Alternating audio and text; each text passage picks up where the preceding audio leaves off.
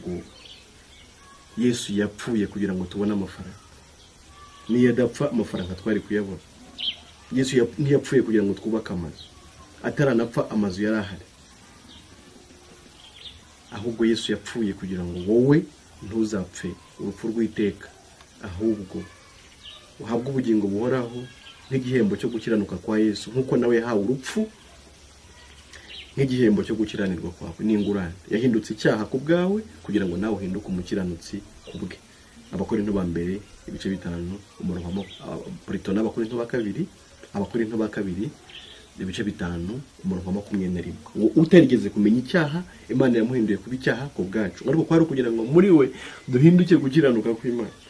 Nawe waba umukiranutsi bigakunda, nawe waba intungane bigakunda, ubaye intungane ku bwa Yesu atari ku bwawe, nawe uyu munsi wabyemera, Imana ikakubara nk'intungane, ntiyongere kubara w'icyaha na rimwe. Ngo Satani yanyibukije gukiranirwa kwanjye ashaka kunyihebesha ngo yantumbira mu ijuru, ngo nkareba y'umukiza wanjye wabikuyeho byose, ngo kera yarampongereye ngo nuko sinzarimbuka. Yibikuyeho byose, Imana yarakubabariye. Kuki utemera izo mbabazi? Kuki utemera izo mbabazi? Kuki utemera izo mbabazi? Ko nta yindi nzira ihari, ko nta wundi mukiro uhari, ko nta kundi wajya mu ijuru, ko nta kundi waba intungane. Ni ukwemera ubuntu bw'Imana, ni ukwemera ko wababariwe, ni ukwemera ko Yesu ibyo wabazwaga byose ari we Imana yabibajije, wowe ikakubohora, wowe ikakugira intungane. Ngiryo ijambo ry'ubutumwa bwiza, ni ijambo bisubiremo rihishurira umuntu uburyo yaba intungane, rihishurira umuntu uburyo yaba umukiranutsi, abazweho gukiranuka kwa Yesu, akaba mu isi ari intungane. Imana itamubaraho icyaha kubera ko ibyaha byose Imana yakubaragaho yabishyize kuri Yesu kandi yarabimuhaniye. Iryo niyo jambo ry'ubutumwa bwiza, nta rindi. Ibindi byose ni ukubeshya, ibindi byose ni amaco y'inda, ibindi byose ni siyasa, ibindi byose ni urwenya, ibindi byose ni uguhinza, ni ugutera waraza.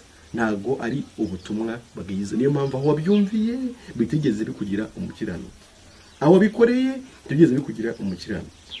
Ariko uyu munsi wakwakiriye ubutumwa bwiza, uyu munsi wakwizeye Yesu kari cyo nkwinginze, nawe ukabohoka, nawe ukemerwa n'Imana, ukaba mu isi Imana ikubara nk'intungane. Dawidi niko yavuze disi. Pawulo bigarukaho mu Baroma igice cya 4 umurongo wa 7 n'uwa 8 gutyo, aravuga ngo Dawidi yavuze amahirwe y'umuntu ngo Uwiteka atabaraho gukiranira. Aravuga ngo hahirwa umuntu wabara ibicumuro bye byose, ibyaha bye bigatwikirwa. Ngo hahirwa umuntu Uwiteka atazabaraho icyaha. Wowe ayo mahirwe se sa yawe nawe yakire, ube mu isi warababariye ibicumuro byawe, ibyaha byawe byaratwikiriwe ndetse byarakuweho kuba amaraso ya Yesu Kristo. Imana itakibyibuka ukundi. Izere Yesu tujyane mu ijuru. Ijuru ni rigari, ijuru ni rinini.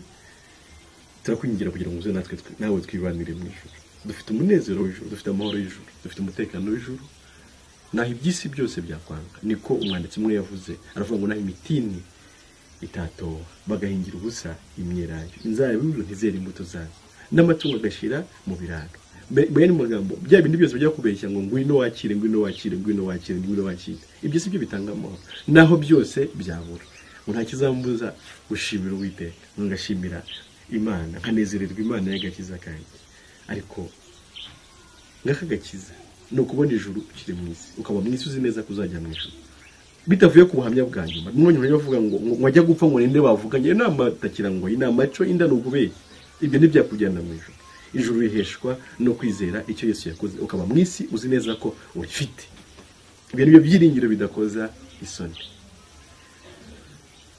Nshimira Imana ko uyu mwanya uduhaye. Amazina nk'uko bisanzwe mwavuganaga na Emile Nshimiyimana, umuvuga ubutumwa bwiza udashingiye ku idini iryo ari ryo ryose. Singuhamagarira kuyoboka irindi dini, n'iryo wari urimo ntacyo ryari rimaze. Sinakubwira ngo jya mu rindi, ndaguhamagarira kwizera Yesu, icyo Yesu yakoze, icyo Yesu yakoze gusa. Icyo cyonyine, uri wawe mu rugo ukaba uzajya mu ijuru, uri mu isoko ucuruza ukaba uzajya mu ijuru, uri muri ofisi mu kazi ukaba uzajya mu ijuru, uri mu modoka ugenda ukaba uzi kuzajya mu ijuru, uryamye ukaba uzi kuzajya mu ijuru, uri mu ndege ugenda ukaba uzi ngo nzajya mu ijuru, uri ku ishuri wiga ukaba uzi ngo nzajya mu ijuru, uri mu murimo uhinga ukaba uzi ngo nzajya mu ijuru. Ntabwo bisaba idini, Yesu ntabwo yaje kudushingira amadini, ahubwo Yesu yaje gupfa atanga ubugingo bwe kugira ngo acungure ubugingo bwa benshi, nawe ubwawe burimo. Izere Yesu wigire mu ijuru. Ushatse kumpamagara, ushatse gutanga igitekerezo, ushatse kubaza ikibazo, ushatse kujya muri groupe ya WhatsApp, wahamagara 07844257. Uri hanze y'u Rwanda, nakamenyetso ko guteranya 250 karindwi 8 ikurikirana 4257. Twiteguye kwakira, twiteguye gusubiza, twiteguye gufasha, kubera ko twaherewe ubuntu kugira ngo natwe dutangire ubundi. Ndabashimiye cyane, ndabanezererwa cyane muri inshuti zanyu. Abantu bari muri Amerika ndabashimira umuhate mugaragaza gukurikira ijambo ry'ubutumwa bwiza. Ndabizi ko muba muri busy cyane, ndabizi ko aho mukora cyane, ndabizi ko mugira umwanya mukeya, ariko ndabashimira ko mudukurikira. Mbashimira ko kandi mutabyihererana mukabisangiza abantu muri za Canada, abantu muri mu Burayi, abantu muri Aziya, Afrika yose, abantu bari mu Rwanda, abantu bari i Burundi. Mureke tukomeze kwamamaza ubutumwa bwiza, mureke tubeshyuze ibinyoma Satani ari kubeshya abantu mu madini hirya no hino, arimbura abantu kandi ababeshya ko bari kujya mu ijuru. Nta jambo na rimwe ry'ihumure rihaba. Nubwo rabwira ngo muzani ibi mutangi bibamarira. Ntabwo ijuru riva mu byo dutanga, ahubwo Yesu yatanze ubugingo bwe kugira ngo tubone ijuru. Imana ishimwe kubwa Yesu, Imana ishimwe no kubwanyu none iteka ryose.